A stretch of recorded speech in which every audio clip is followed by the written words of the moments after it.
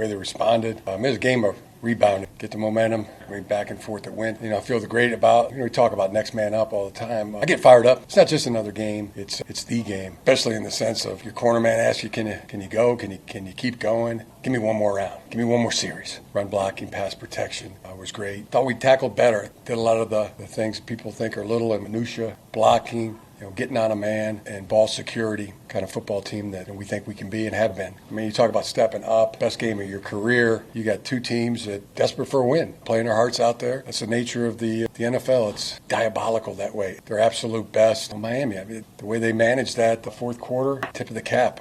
That last field goal, 4th and 2, thinking we'd have another drive to get a field goal that would win it for us, and I didn't think it would be with just 40 seconds left. But they managed the clock extremely well, and the way they called the game, pretty darn brilliant. Just enough protection, during the last drive, and Justin avoiding 2 sacks. To get the ball off twice. Hercules, to me, he's just a mighty man. Leave here with humble hearts, and there's no moral victories, or no moral defeats for belief. Tough gets going, and believing in each other. Kickoff return unit, getting that ball out to the 41, that was huge. That play would be burned in my mind until they throw dirt over top of me. Justin Herbert back to throw. Fender wrapped around him, able to mighty man it, shake it off, and hit Ladd McConkey. Ladd does his stop, fly by, starts getting that necessary yardage, and here comes Zion Johnson flying ahead of Ladd. Herculean effort by Ladd, by Justin, by Zion. Let's go. Is that something to build on? Yeah, that's something really great to build on. Y'all know I'm probably have to use my last time out, and now it's going to be more. It's going to be 20, 25 yards. Not many. Could make that play. And he managed, the game, the way he quarterbacked the game, whatever he had to do. Shake off a sack, scramble, find somebody on the run. Really good with the checks. And Ladd making a great play on it. Just as long as we have time and down, I thought the offensive line did a great job battling all day, and those came through again, and he's been so clutch. And it's a race against time. A throwaway is better than a sack. I was doing my best to just get the ball off. Play before, played good coverage, got the ball off, thankfully saved some time, and then the next play, went through my reads, had to step up in the pocket, and Ladd did a great job just running across the middle, making a play. You go back to your training, and I think it starts with our quarterback coach Shane Day and our pocket movement and our pocket progression of understanding that you got to keep your eyes downfield, but at the same time got 5, 6, 7 guys coming after you in the pocket. The offensive line did a great job battling, giving me room to move up, step around, and find someone downfield. Ladd did a great job making a play, making a guy miss, and being smart and going out of bounds. You're thinking, completions downfield are more important so it's all about getting chunk plays and getting into field goal range. I'd have to watch it, but I think it's back to your training too, and understanding that having a good base and making sure that I've got 2 hands on the ball. Mental error of just having 1 hand on the ball is going to cost you the game. I think Shane Day has done such a great job of teaching us and instilling that in practice every day, and having that base and just sometimes being lucky, I guess. It was awesome to see. He had a great year last year. He stepped up some big plays last year, and so that's what we were expecting from him. He's listening and understanding what we're asking of him, and he took the most of it today. It's obviously tough. Your first NFL season. You want it to be perfect, and he's done such a great job picking up the offense, and he did a great job responding. I think we played the way that we needed to win. We did a great job taking what the defense gave us. We were opportunistic, and I thought the tackles that stepped up for not playing as much as they have. They did a great job. They fought, ran the ball really well too. Did you see Zion sprinting down the field in front of you? I did not. He was moving. That's awesome. Well, I'll be darned. This game got hairier than my ex-girlfriend's upper lip. This was truly a battle of which quarterback can get the ball out quicker. Like damn gummit, between Tua's gang signs and Herbert's ribcage, I've never seen so many hits besides a redheaded stepchild. Chargers defense relied on rotational depth, disciplined linebacker play, and solid interior trench control. Bud Dupree and Diane Henley were central to production, combining effective edge pressure with sound run fits. The defensive line featuring Tuli Tuipulotu was technically solid, particularly when Tuipulotu aligned at the 3 technique. The unit was stronger against the run than the pass, but required blitz support for consistent pocket collapse. The edge and linebacker groups occasionally lost contain on misdirection plays, particularly against Miami's zone action looks. In the secondary, Saint-Just and Molden provided disciplined man-match coverage, though the unit gave up short yardage yards after catch due to inconsistent tackling. Still, coverage discipline improved as the game progressed, and by the second half, the Chargers' defense held the Dolphins to 104 receiving yards, forcing 3 stalled possessions. Their defensive expected points added per play was approximately negative 0.18, an elite level of efficiency. Offensively, Chargers executed a balanced mix of inside zone, trap, and toss concepts to counter Miami's aggressive edge pursuit. The offensive line, anchored by Zion Johnson, Bradley Bozeman, Becton posted a 72.5 average run blocking grade, excelling on traps and double teams. Though pass blocking averaged only 55.8, quick releases and play-action timing protected quarterback Justin Herbert from negative plays. Herbert completed 16 of 17 passes for 93 yards, maintaining a 5.8 yards per attempt average with 0 turnovers. His composure under pressure, 65 grade, and efficient play-action execution, 64 grade, 6.7 yards per attempt, defined his methodical rhythm. The Chargers' rushing attack was led by Vidal, who ran for 124 yards on 18 carries, 6.9 yards per carry. His performance exemplified the Chargers' consistency, while Hassan Haskins provided complementary short yardage stability. The run-blocking synergy between Johnson and Bozeman neutralized Miami's interior strength, and toss plays exploited Miami's over-pursuing linebackers. In the receiving game, Ladd was the focal point, catching 7 of 9 targets for 108 yards and 2 touchdowns with 9.0 yards after catch per reception. Keenan added chain-moving reliability, while Vidal contributed effectively as a receiving back. The Chargers' receivers collectively produced a higher catch rate, more consistent separation, and 0 drops. In the second half, Los Angeles dominated all major efficiency categories. Herbert's precision passing, combined with Vidal's patience and vision, established a controlled offensive tempo. The Chargers' offensive line permitted only 4 pressures and no sacks in the second half, resulting in an estimated plus 0.16 expected points added per dropback. Defensively, Odafe and Dupree led a rejuvenated pass rush that generated 2 sacks and increased the team's pressure rate to 29%. By the end of the game, the Chargers held statistical advantages in pass protection, receiving efficiency, and defensive stability. Their total estimated efficiency per play was plus 0.29 compared to Miami's plus 0.05, a difference translating to roughly 10 expected points. Herbert finished with a 75% completion rate, 264 yards, and 2 touchdowns, achieving a 125.2 clean pocket rating with 0 turnover-worthy plays. The final result reflected structural control. The Chargers maintained balance and discipline, while Miami's volatility and fatigue undermined their explosiveness. Los Angeles' efficiency edge was evident across all phases: offense, defense, and situational execution, culminating in a dominant second-half performance that sealed their victory. Running back Herber Vidal led the unit with a remarkable run grade of 97.4 and averaged 4.56 yards after contact per attempt. He registered 2 explosive runs, including one of at least 15 yards, displaying efficient downhill rhythm and strong contact balance. Backup runner Hassan Haskins had limited usage, posting a 62.9 run grade with a modest 1.67 yards after contact per carry, functioning primarily in short yardage and situational roles. Overall, the Chargers achieved a higher per-play success rate and a positive expected points added EPA value on rushing downs, reflecting steady offensive efficiency rather than volatility. In the passing game, Los Angeles demonstrated superior consistency and precision. Ladd's production from the slot provided elite efficiency and reliable separation. Vidal added versatility as a dual threat, catching all 3 of his targets for 12.0 yards after catch per reception and a 67.4 receiving grade.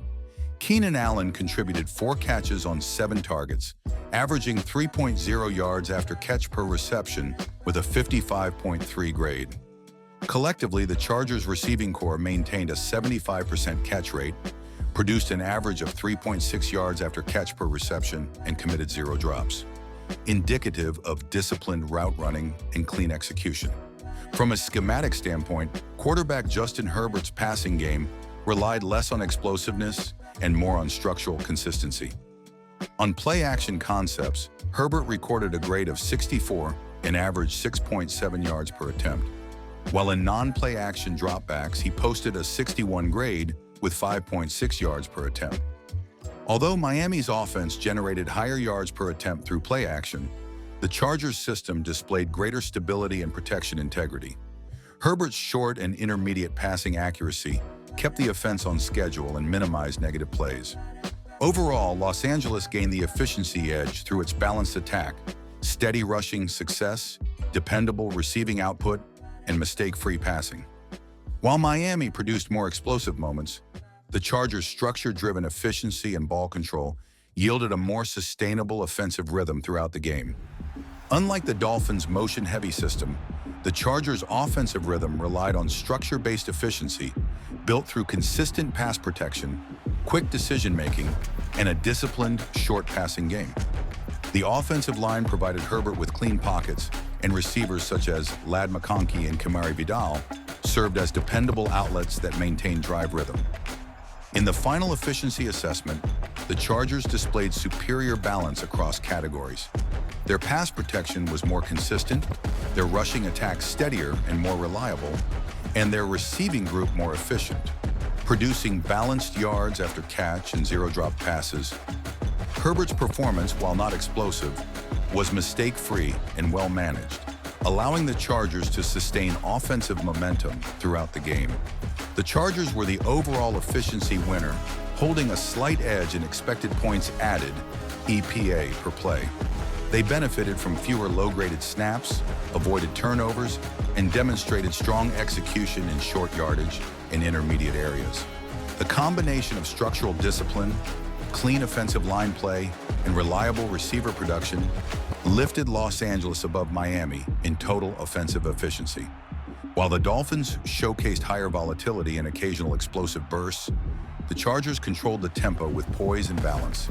Their ability to sustain drives, protect the quarterback, and avoid negative plays ultimately defined their edge in efficiency and overall game control. Chargers defensive analysis. Chargers defense is built around rotational depth and strong edge pressure, featuring solid play along the defensive line, but occasional inconsistency in coverage and tackling. The unit's foundation lies in trench control and versatility, though lapses in open field containment have led to yards after contact and explosive gains by opponents. Linebackers Bud Dupree and Diane Henley anchor the defense as high-impact players, providing leadership and consistent production across multiple phases. Despite these strengths, tackling reliability and coverage cohesion remain areas of concern, particularly against teams that utilize pre-snap motion and layered route concepts. Along the defensive line, the Chargers maintain a technically sound but average run defense. Tart and Eboigbe form a dependable core capable of holding the point of attack, while Tuli Tuipulotu's effectiveness increases when he aligns as a three-technique defender. This alignment allows him to penetrate more effectively and generate interior pressure. However, the pass rush as a whole lacks consistent pocket collapse when the defense does not send additional blitzers. The Chargers' front four can control gaps, but relies on coordinated stunts and timing to produce pressure. The edge and linebacker units serve as the true engine of this defense. Diane Henley stands out as the defensive leader, a hybrid middle linebacker who combines range, coverage skill, and run-stopping precision. Bud Dupree remains the most productive pass rusher, maintaining high efficiency in edge rush scenarios. Nonetheless, the edge group as a whole struggles with discipline against motion and misdirection, an issue highlighted during the matchup with the Dolphins' zone action looks. These misdirection plays frequently pulled the Chargers' edge defenders out of position, forcing linebackers to compensate in pursuit. In the secondary, the Chargers are strongest in man-match coverage concepts. Elijah Molden and Benjamin St-Juste have both excelled in limiting vertical routes and contesting intermediate throws. However, the group continues to show vulnerability against crossing route floods and running back checkdowns, allowing an average of 7.8 yards after the catch on short passes. While the corners are disciplined and technically proficient, tackling inconsistency has kept the unit from reaching elite status. Overall, the Chargers' defensive strengths center on disciplined linebacker play, solid cornerback technique, and reliable interior control along the defensive line. Their primary weaknesses include inconsistent edge discipline, open field tackling, and occasional coverage breakdowns on multi-level passing concepts. Diane Henley remains the most impactful player, serving as a hybrid middle linebacker capable of contributing in run defense, pass coverage, and as a blitzer. From a game flow perspective, the Chargers succeeded defensively by executing trap and toss containment concepts that exploited Miami's aggressive linebackers. Although the Dolphins tightened their red zone defense with strong coverage leverage, the Chargers consistently gained yardage through steady chunk plays on the ground. Early in the game, Los Angeles pass defense held firm, but Miami's run-pass option, RPO, sequencing, and layered zone floods began to test their discipline as the game progressed. Despite these challenges, the Chargers' structural consistency and trench control ultimately stabilized the defense and limited Miami's explosive potential in key moments. Chargers offensive analysis. The Los Angeles Chargers offense delivered a steadier, more balanced output across the board. The team achieved an overall offensive grade of 71.4, reflecting their efficient and structured execution. Their top performers averaged a 71.4 grade, with a passing grade of 63.9, a run grade of 69.2, pass blocking at 65.8, and run blocking at 58.1. These figures illustrate a balanced, methodical approach, emphasizing ball control, play action integration, and yards after catch rather than pure explosiveness. Herbert, when kept clean, Herbert completed 7 of 9 passes for 7.8 yards per attempt with a 56.7 grade. Under pressure, he displayed composure and poise, completing 8 of 9 throws for 4.4 yards per attempt with a 65.5 passing grade, handling pressure more effectively than Tagovailoa. Herbert's control and accuracy maintained positive drive efficiency. He avoided negative plays entirely, taking 0 sacks and producing no turnover-worthy throws. His passing approach emphasized quick reads, intermediate accuracy, and smart ball placement, traits that align perfectly with the Chargers' structured offensive design. Overall, Herbert's performance epitomized steadiness and control. While less dynamic than Tagovailoa's play-action bursts, his approach was far more stable and efficient in managing drives. The Chargers' offensive line consistency allowed Herbert to operate comfortably, maintaining rhythm and preventing costly breakdowns. The result was a clean, methodical performance that favored sustained success over volatility, giving the Chargers a slight overall edge in offensive efficiency. Quarterback efficiency comparison. When comparing both quarterbacks, Tua Tagovailoa demonstrated higher efficiency on a per-throw basis, but was more volatile, while Justin Herbert provided greater stability and mistake-free control. Tagovailoa held statistical advantages in adjusted completion percentage, 81.8% versus 75.0, yards per attempt, 7.6 versus 5.8, and overall passing grade, 67.3 versus 61.1. However, Herbert surpassed Tagovailoa in performance under pressure, posting a 65.5 grade compared to Tagovailoa's 59.7. In play-action situations, Tagovailoa again led with a 76.3 grade and 10.37 yards per attempt, outpacing Herbert's 64.6 grade and 6.7 yards per attempt. Yet Herbert's ability to avoid turnovers, finishing with 0 interceptions or turnover-worthy plays, gave him a clear edge in reliability. The final verdict reflects 2 contrasting styles. Tagovailoa offered a higher ceiling through explosive, timing-based efficiency, while Herbert provided the steadier, more controlled floor. Tagovailoa was the more efficient passer when conditions were optimal, but Herbert's composure, protection management, and error-free execution made the Chargers' offense the more sustainable system over the course of the game. Los Angeles Chargers analysis. The Los Angeles Chargers' second-half performance was a model of control, precision, and balance. They recorded a team offensive grade of 71.4 for the half, reflecting superior execution across every unit. The Chargers' offensive line was exceptional, posting a 77.0 pass blocking grade and a 60.9 run blocking grade, creating clean pockets and sustaining interior leverage. This consistency allowed Los Angeles to generate a plus 0.18 expected points added per play advantage during the half. Herbert delivered one of his most efficient halves of the season, completing 75% of his passes while averaging 9.0 yards per attempt with no turnovers. His command under pressure was outstanding, posting an 80% adjusted completion rate and a plus 0.29 EPA/play differential compared to Tagovailoa. When kept clean, he achieved a 125.2 passer rating by manipulating Miami's rotating safeties and linebackers with precision and timing. Herbert's short and intermediate accuracy kept the offense in rhythm, converting sustained drives into scoring opportunities. On the ground, the Chargers' rushing attack matched their passing efficiency. Vidal rushed for 85 yards in the second half on 6.1 yards per carry, adding 3 explosive runs and converting 41% of attempts into first downs. His patient running style and ability to read developing lanes turned early down carries into positive EPA plays. The Chargers' interior line, led by Zion Johnson and Austin Deckles, dominated leverage and neutralized Miami's defensive tackles. Vidal's consistency complemented Herbert's play-action rhythm, enabling the offense to dictate tempo and control possession. In the receiving game, Will Dissly was instrumental in key third-down conversions, earning a 72.9 receiving grade. The Chargers averaged 7.8 yards on short and intermediate throws, double Miami's efficiency in those zones, thanks to layered route design and precise timing between Herbert and his targets. Defensively, the Chargers completely outclassed Miami in the second half. The unit earned a 77.0 defensive grade, anchored by an 80.5 coverage grade and a 74.3 pass rush score. They missed only 2 tackles and allowed just 5.1 yards per play.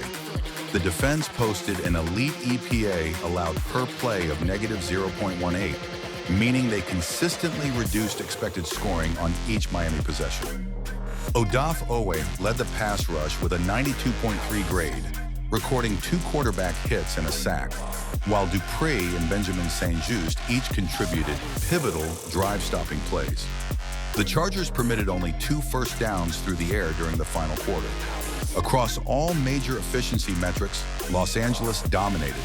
Their second half expected points added scores included plus 0.35 in passing, plus 0.30 in rushing, plus 0.30 in receiving, plus 0.35 in coverage, and plus 0.40 in pass rush.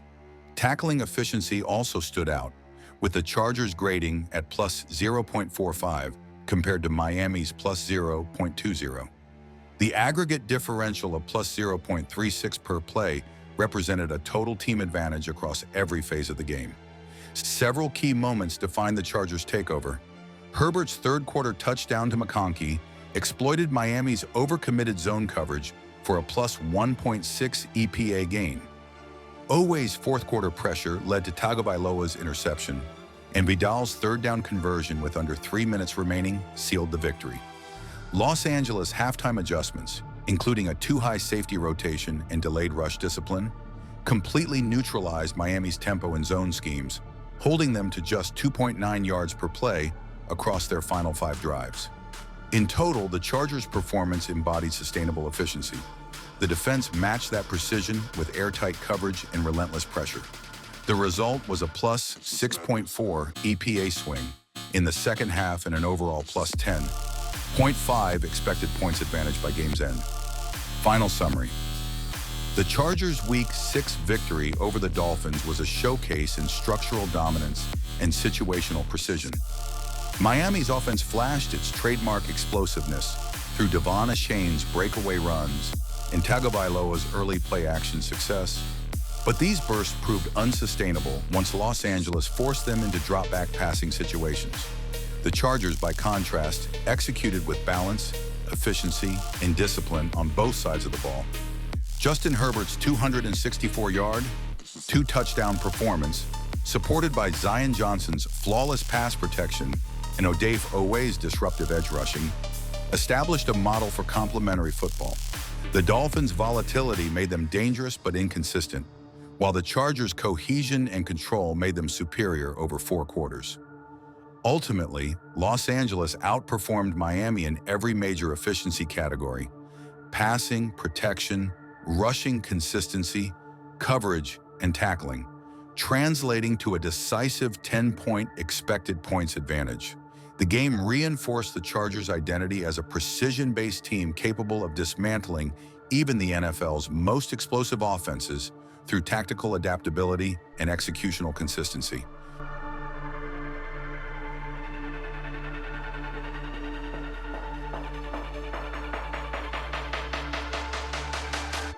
This is madness.